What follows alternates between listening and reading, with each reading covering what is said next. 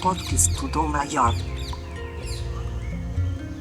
Olá, eu sou o Diniz e tenho 18 anos. Como sabem, por vezes fico muito cansado quando falo e utilizo este sistema de comunicação para me ajudar, o software Grid.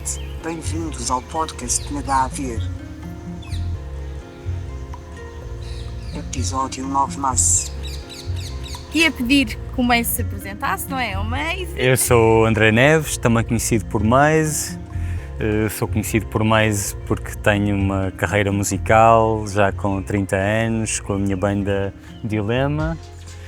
Tenho feito trabalho solo também e ao longo deste tempo tenho-me dedicado à palavra dita, ao trabalho com a comunidade, ao trabalho terapêutico que a palavra tem na comunidade.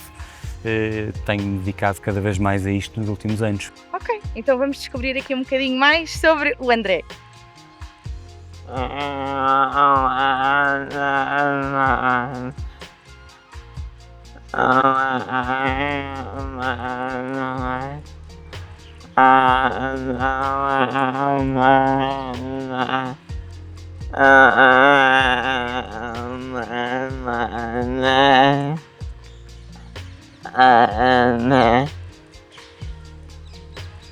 Quando tudo faz barulho à tua volta, o que é quente e permanece?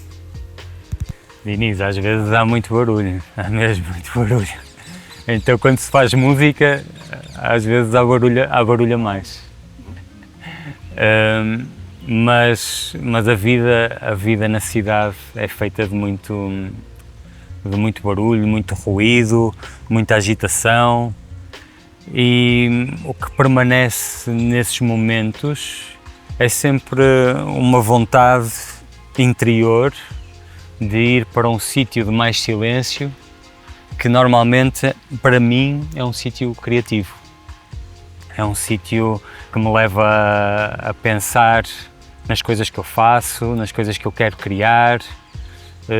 E normalmente quando estou nesse sítio, nesse estado, mais interno do que externo, bloqueio um bocado todo esse ruído, toda essa agitação, que não é só exterior, também é interna, mas gosto muito de reservar algum tempo do dia para silenciar um bocado todo esse barulho.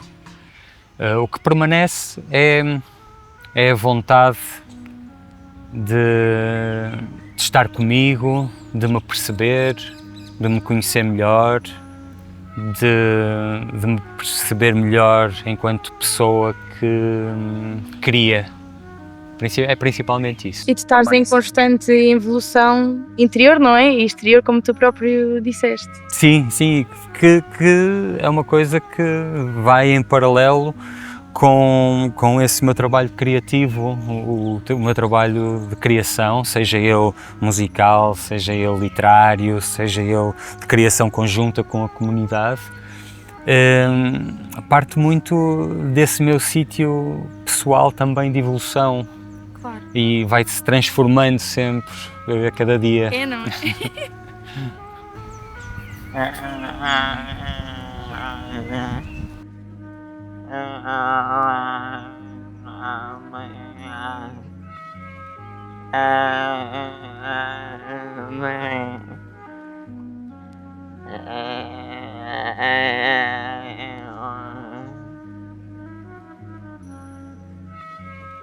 Ótima.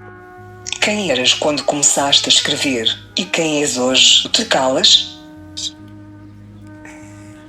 Quando eu comecei a escrever, eu deveria ter aí os meus 13, 14, depois aos 15 comecei a escrever mais a sério, comecei a escrever rap, então era um adolescente à procura de muitas respostas, cheio de perguntas na minha cabeça, ainda com muita vontade de me conhecer e de conhecer o mundo, a achar que já sabia muita coisa que depois percebi que não sabia, como todos os adolescentes. É normal que isso aconteça, mas era uma pessoa muito curiosa Eu acho que quando comecei a escrever era uma pessoa muito curiosa, tinha muita vontade de dizer coisas, tinha muita vontade de perceber o mundo e tinha muita curiosidade. Hoje, quando me calo, sou o acumulado de todos estes anos desde que comecei a escrever. Sou um acumulado de experiências, sou um acumulado de vida, de respostas, algumas que fui tendo, outras que ainda permanecem e ainda estão cá. Continuo com muitas dúvidas e é isso que me faz calar cada vez mais. Percebi que mais do que estar sempre a dizer, precisava de estar num sítio de um silêncio maior, de me calar mais e perceber que desse silêncio vêm mais respostas. Mas sempre quiseste fazer isto da tua vida, desde os 15, não é? Começaste muito novo. Fui experimentando, não sempre, eu estou muito ligado às artes visuais, então gosto muito de pintar, de desenhar, de criar artisticamente, mas depois quando comecei a perceber que a palavra era alguma coisa que me dizia muito, comecei a perceber, não, deixa-me agarrar a palavra, deixa-me ver como é que eu consigo trabalhar aqui a minha parte criativa também, em simultâneo com a parte visual. E depois foi um trabalho de construção. Fui-me desenhando, fui percebendo, eu quero fazer isto, quero fazer cada vez mais isto. Depois percebi que não queria trabalhar só os meus projetos musicais, com Dilema ou a solo, e queria trabalhar a palavra de outra forma com a comunidade, e queria trabalhar a poesia de outra forma e trabalhar em colaboração com o outro. Queria deixar de estar na minha ilha e partir para um trabalho conjunto. Adivinhaste a próxima pergunta. Ai, espera.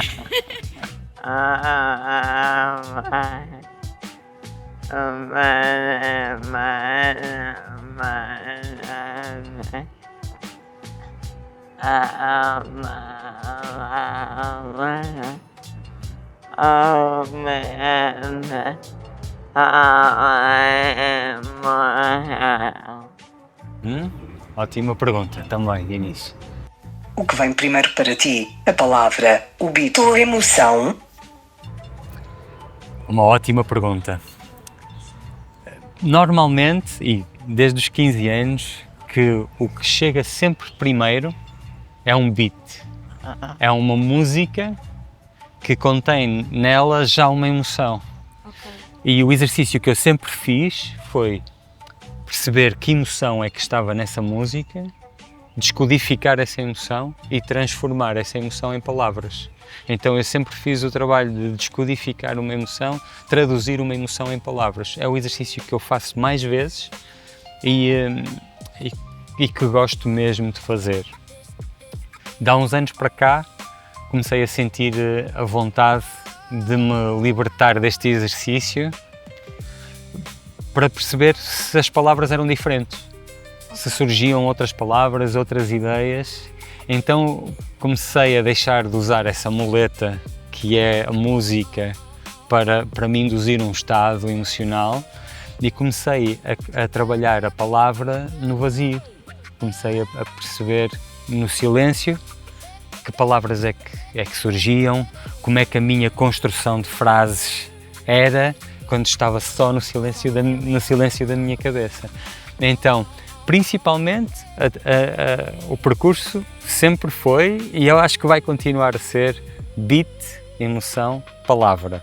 E depois da palavra voltamos à emoção, porque a palavra acrescenta mais emoção a essa emoção que o beat já tinha. Mas também tem sido, em paralelo a isto, palavra, emoção. Ou emoção, palavra, emoção. E silêncio, não é? Acrescentava E o silêncio no lugar do beat. Ok.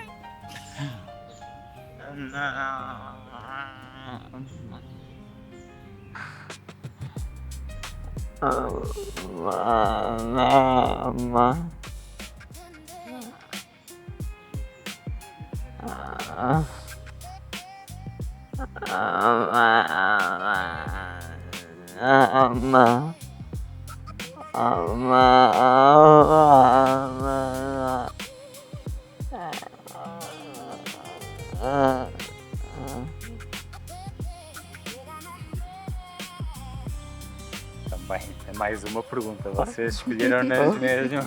No rap podemos falar de Muita fragilidade preparação. sem que seja vista como fraqueza. Durante muito tempo foi um bocado um tabu, porque o rap nasce de um sítio de emancipação da juventude e de mostrar irreverência e de mostrar que há uma mensagem que quebra com o que a sociedade nos impõe.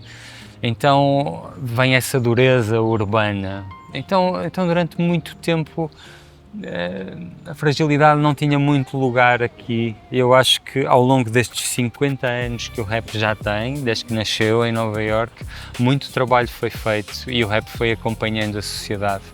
E hoje em dia eu acho que há espaço para essa fragilidade, para mostrar essa vulnerabilidade no rap, no movimento hip-hop, em todas as suas vertentes.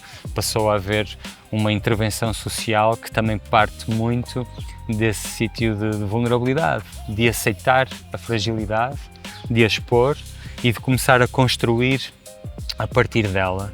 Porque o aceitar esse sítio frágil ou vulnerável que todos temos garante-nos muita força também. Daí nasce uma força enorme, primeiro pela aceitação do sítio em que estamos e que não temos que estar aqui a pôr máscaras que não correspondem à nossa verdade interna ou a quem nós somos realmente. Ao aceitarmos esses nossos pontos mais frágeis e os expormos, conseguimos trabalhar neles de outra forma e conseguimos construir e superar e transformar traumas, fragilidades, coisas que têm que ser trabalhadas, que se não forem expostas, não podem ser. Também tem que ser um espaço confortável, não é? Tem que haver um espaço seguro. E passou a haver, pela aceitação do público e dos pares, das outras pessoas que também fazem música, cada vez mais uma aceitação deste espaço vulnerável. Porque o rap também é um sítio de muito bullying.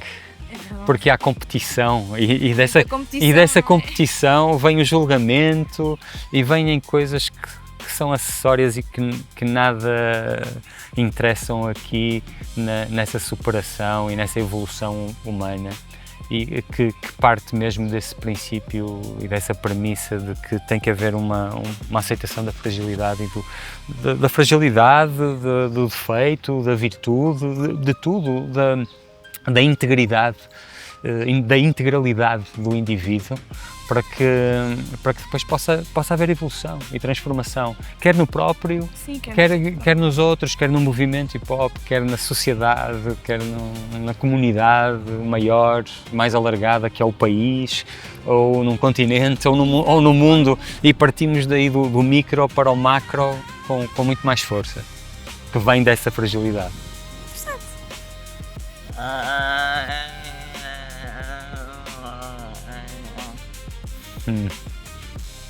Bem, A palavra explica ou segura. todas perguntas incríveis. Bem, isto são todas. Temos aqui muito estudo. Muito estudo. Mas é bom, eu gosto destas reflexões, eu gosto destes sítios mais profundos. A palavra explica muito. Para mim a palavra sempre me explicou e eu comecei a escrever para me explicar a mim próprio, para me descobrir. Comecei a escrever para perceber o que é que existia aqui dentro, na minha cabeça, o que é que existia principalmente no meu coração e pôr as emoções cá fora. Então, ao ler o que tinha escrito, comecei a explicar-me. E depois, ao dizê-lo em palco e a dizer ao outro, a palavra começou a segurar-me também. E eu tenho ideia que começou a segurar o outro também, porque o que vinha sempre ter comigo, eu costumo dizer sempre que isto a palavra é que funciona como um boomerang, que é lançada, vai, bate, toca no outro e vem outra vez, e toca-nos outra vez. E sempre que alguém vinha ter comigo e que me dizia, olha, eu ouvi um poema teu, ouvi um rap teu que transformou a minha vida, que teve alto impacto em mim, mudou a forma como eu vejo as coisas, foi muito importante num momento difícil. Isto já me foi dito muitas vezes ao longo deste tempo e essa palavra, não é, foi-me segurando também. A ti e aos outros. Foi segurando os outros e depois veio outra vez para mim e foi-me amparando também e foi-me dando vontade de continuar a fazê-lo e também me explicou muita coisa. Então eu acho que a palavra explica e segura. Sim. Explica, não só explica, como também segura e vai sendo um contínuo deste segurar, explicar, segurar, explicar, segurar. Vai sendo aqui um loop infinito que acaba por ser muito bonito, porque a palavra é realmente poderosa. A palavra tem um poder transformador muito grande. Quando sai de nós, quando toca o outro, quando vem do outro para nós, neste ping-pong. As palavras são muito fortes. E tem um papel muito, e lá está, como tu sabes, também tens um papel muito ativo nesse refúgio das pessoas. A tua palavra toca nos outros e é a parte boa também daquilo que tu dás aos outros, não é? Este boomerang que tu tanto... Sim, e eu nunca tenho noção de quando eu solto as minhas palavras, eu sei que elas estão lançadas no universo. E depois nunca sei qual é que é o real impacto no outro, então só quando tenho esse feedback assim mais direto. Às vezes, eu não tenho muita presença nas redes sociais, estou um bocado distanciado, tenho criado este espaço já ao longo dos tempos, mas às vezes vou estando e vou recebendo feedback também digital, mas o meu principal feedback é esse mais humano, que vem da palavra, que vem dessa partilha, da interação, como estas palavras que o Dini está aqui a puxar, a mandar e a puxar por mim.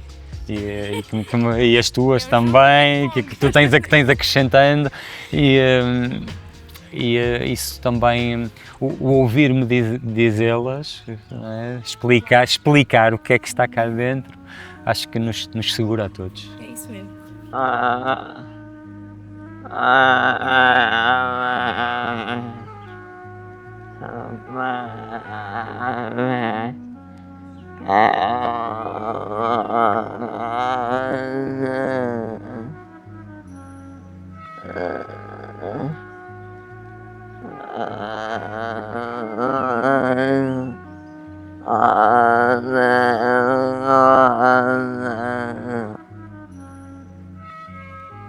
O silêncio, para ti, é um lugar de encontro ou de confronto?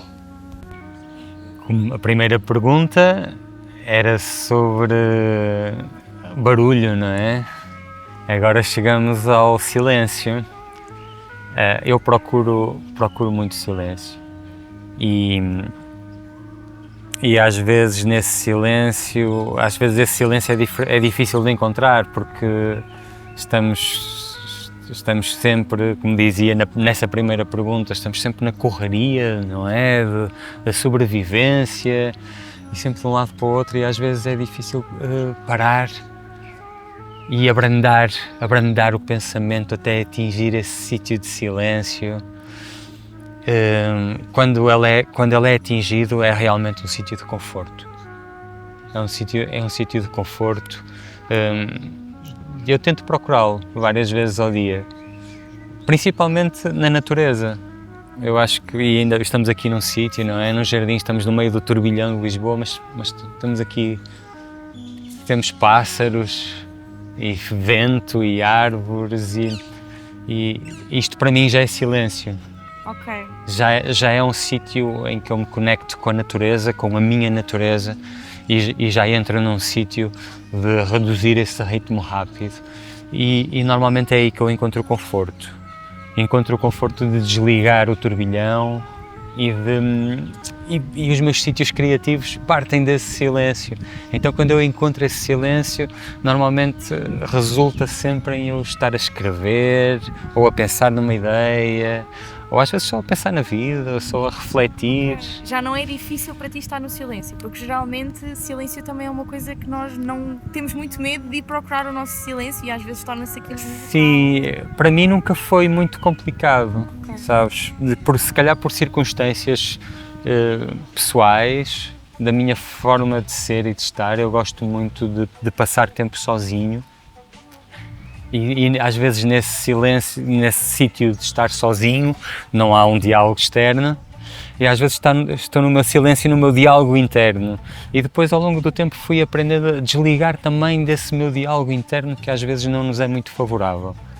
Às vezes é bom, Sim. quando nos leva a uma reflexão, uma introspecção, mas às vezes há diálogos internos que nos levam para sítios que não são tão bons e que precisam de ser desligados.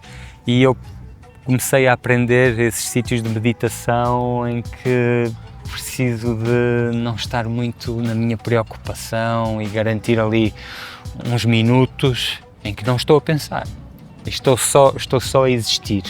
E daí veio o conforto. E daí veio o conforto. E daí começou a chegar um conforto enorme. Mas também passo pelos meus silêncios desconfortáveis, como toda a gente. Há momentos em que não conseguimos autorregular-nos e é difícil essa regulação e às vezes aí o silêncio pesa. E normalmente são esses os sítios em que procuramos a alienação. Procuramos um estímulo diferente para não estar, quando não conseguimos estar tranquilos com o nosso silêncio. Mas têm sido mais os momentos e fui agregando ferramentas que me levam a esses sítios de silêncio.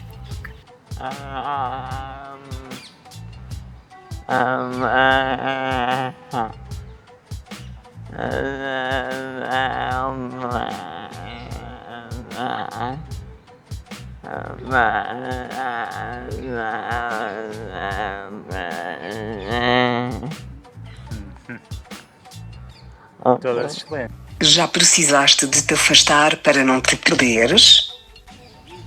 Já precisei muitas vezes de me afastar para não me perder. Continuo a precisar de me afastar para não me perder.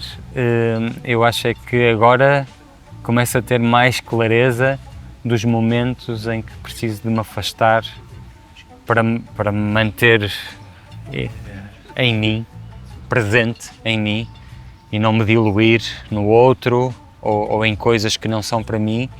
E durante muito tempo não tive essa percepção, não tinha essa percepção ou essa capacidade com tanta clareza como tenho agora. Eu acho que isso vem com a maturidade e vem com a experiência de vida e depois de passares muito tempo em sítios em que já te perdeste, realmente. E cada vez que te perdes, começas a ter mais noção de que não precisas de passar tanto tempo nesses sítios e começa a ser mais claro que começas a reconhecer mais rapidamente que te estás a afastar de ti e que não é preciso passar aí tanto tempo. Podes perfeitamente criar um espaço, criar um tempo e afastar-te só do que não é benéfico para te regenerares, para te recolheres, para te relacionares outra vez contigo da forma que queres. É um processo de evolução e maturidade que tu disseste, não é? Sim, Estamos sempre em constante evolução. Mesmo assim, por experiência própria, já achei que com essa maturidade estava em sítios, se calhar com alguma arrogância, achar que sabia mais do que o que sei, e depois às vezes são sítios que nos trazem depois também que nos põem no lugar e que nos fazem perceber, ok, tu achavas que já sabias isto, mas ainda não tinhas vivido, ainda te faltava viver isto para perceberes. Então depois vem outra consciência e venho perceber, ok, afinal ainda há sempre mais para aprender, há sempre mais coisas a descobrir. E então continuamos a perder algo, eventualmente, nos caminhos, né? Nestes caminhos da vida, vamos nos perdendo e depois voltamos a recuperar-nos e voltamos ao nosso centro. Continua a acontecer, acho que não vai deixar de acontecer e ainda bem, porque faz parte da progressão.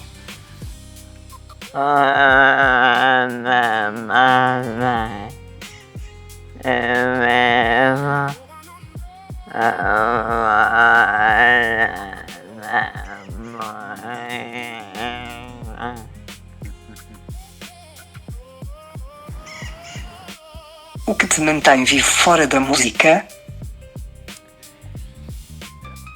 Principalmente a família. Eu acho que é o que me mantém vivo, extra música profissão, extra música, ouvir música e gostar de música e perceber que a música é um sítio que me faz feliz. Se eu tirar isso, a família é assim um dos principais pilares que me traz muita força de vida, muita força de querer construir coisas, de querer deixar coisas, de querer criar, de querer ajudar também a família a crescer. Não é?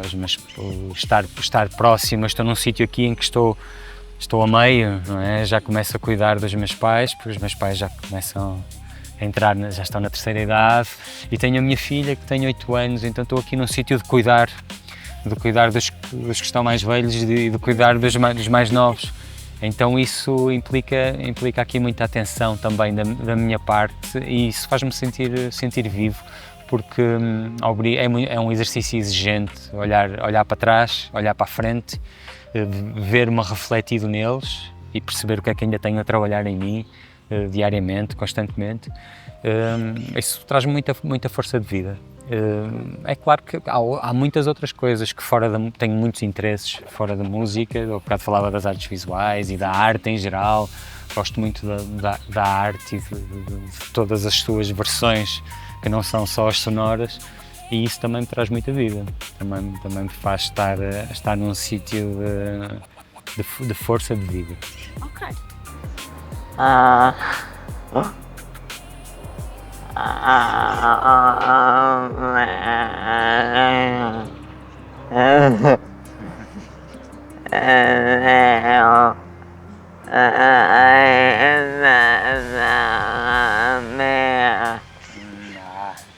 Olha, aceitou agora. Há um verso teu que ainda te arrepia. Há muitos versos que me arrepiam. Que me arrepiam sempre que os digo. Que não é o ainda, será sempre. Ok.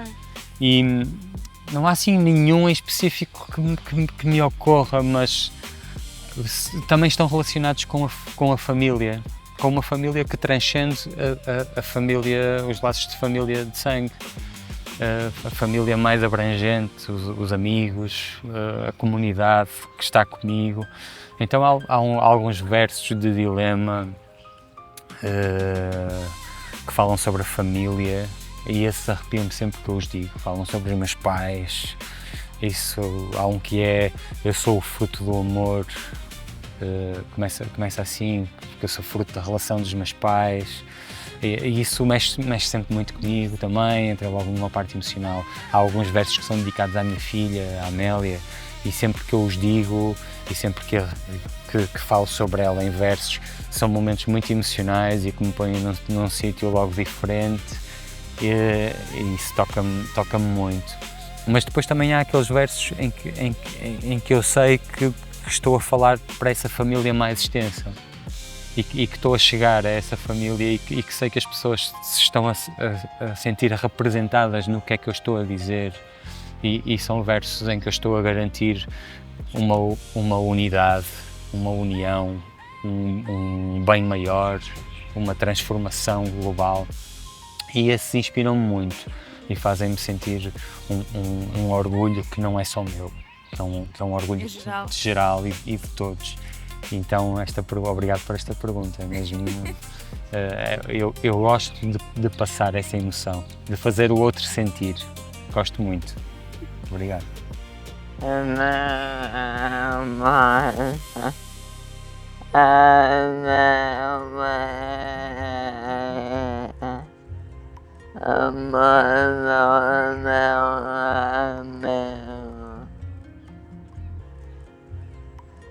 De que forma a deficiência moldou o teu caminho? Olha, começou muito cedo. Começou logo ainda era mais novo do que a minha filha, devia ter 6 anos, e foi quando entrei para a primeira classe. Tinha colegas meus que tinham algumas deficiências graves, tinham diferenças, e eu sentia que eles eram diferentes. Tinha um colega meu que tinha dificuldades de mobilidade, tinha um outro colega que tinha uma paralisia cerebral e então eu relacionei-me muito cedo com a diferença todos os dias, sempre que ia para a escola. E aconteceu isso no primeiro ano, no segundo, na terceira classe, na quarta classe. Depois, quando fui para o quinto ano e na preparatória, já não era em registro de sala de aula, mas na escola também havia integração da diferença. E comecei a perceber uma diferença muito maior, que não era só uma diferença assim particular, de perceber que havia pessoas que tinham uma deficiência específica, mas que haviam vários tipos de deficiências. Deficiências emocionais, deficiências de afeto, deficiências de percepção. Então comecei a perceber que havia diferença em todo lado. A minha própria deficiência nesse sentido, de coisas que me faltavam perceber, identificar, empatizar com. Então fui sempre trabalhando essa deficiência no outro e em mim, e isso moldou-me de uma forma muito profunda, porque comecei a transportar isso também para as letras que criava, e comecei a transportar isso mais recentemente para o meu trabalho com a comunidade. Ok. E tenho feito trabalho com diferentes comunidades, sei lá, olha, estou a fazer um trabalho neste momento, a desenvolver um trabalho que é um projeto do Luís Sequeira, na Guarda, chamado Interior Sonoro, que envolve trabalho criativo com a comunidade PALOP da Guarda e com a CERSIG, Associação da Guarda, e juntar o pessoal da CERSIG com os PALOP e fazer um projeto para ser apresentado em palco, um espetáculo. E são trabalhos incríveis que envolvem deficiência, diferença, desigualdade, integração. E então isto está muito presente na minha vida, moldou-me tanto que eu estou a trabalhar nesse espaço de deficiência.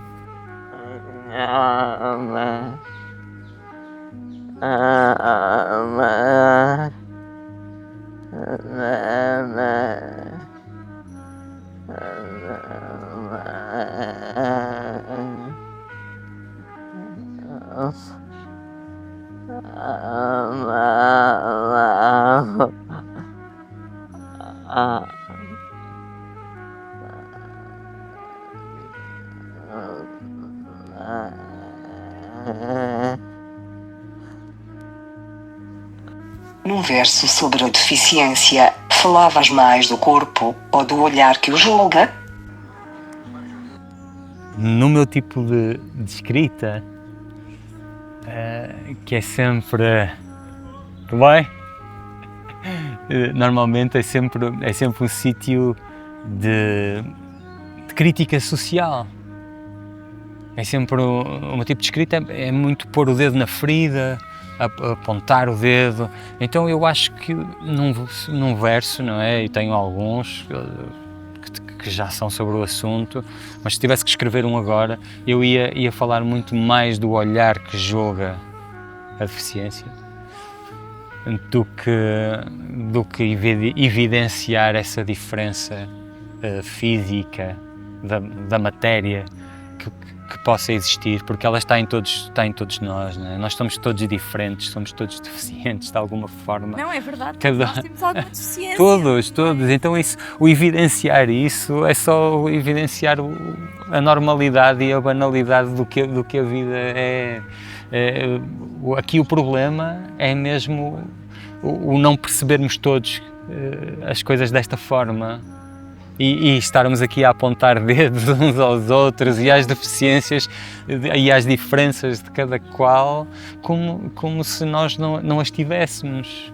Eu acho que a sociedade pensa muito dessa forma, quando não bate à porta, Uhum. ok, não é uma coisa que eu tenho que me preocupar, pronto, está ali. Está ali, deixa estar. É uma realidade muito longínqua para muita gente e na realidade Claro. é como tu disseste, nós todos temos alguma deficiência. Sempre, sempre. É inevitável, então às vezes é isso que está longe do nosso coração, está longe da vista, longe do coração, não é?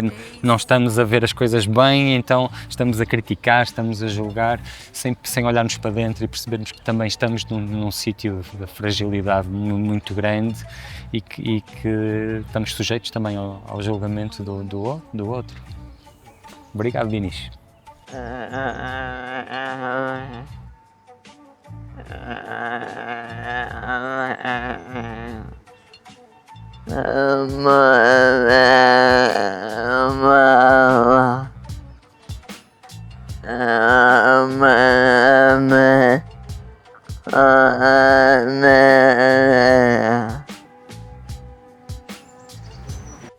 Se o silêncio pudesse falar por ti, o que diria? Ui, esta é das difíceis, Dinis. É Pões-me para esta acabarmos aqui. É para acabarmos em grande. Olha, o silêncio logo à partida diria logo, por favor, calem-se. Calem-se todos, que há muito ruído aqui. Há muito ruído, então façam mais silêncio, porque desse silêncio, esse silêncio traz muito melhores resultados do que o turbilhão gigante que anda aqui. Este ruído todo e este sítio de constante barulho e polarização e opiniões contínuas não nos está a levar a um sítio de criar pontes entre opiniões e não está a criar um espaço de diálogo.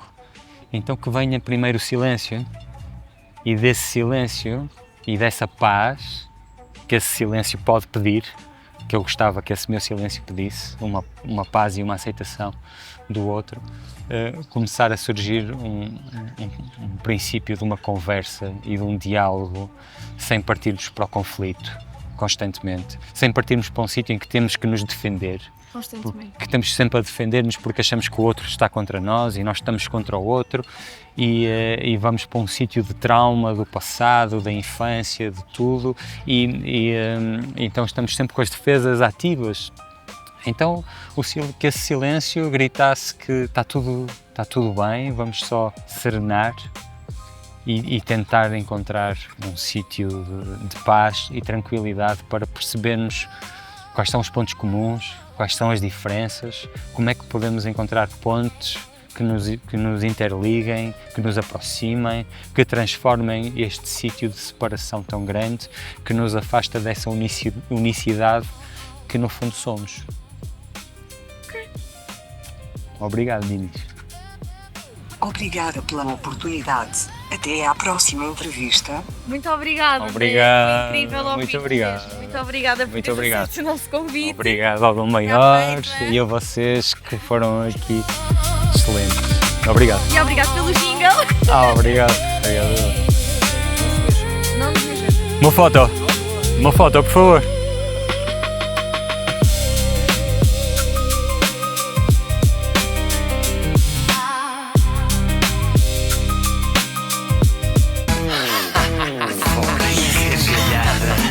Sem tabu, tecla 3, verdade, conversas transformadoras.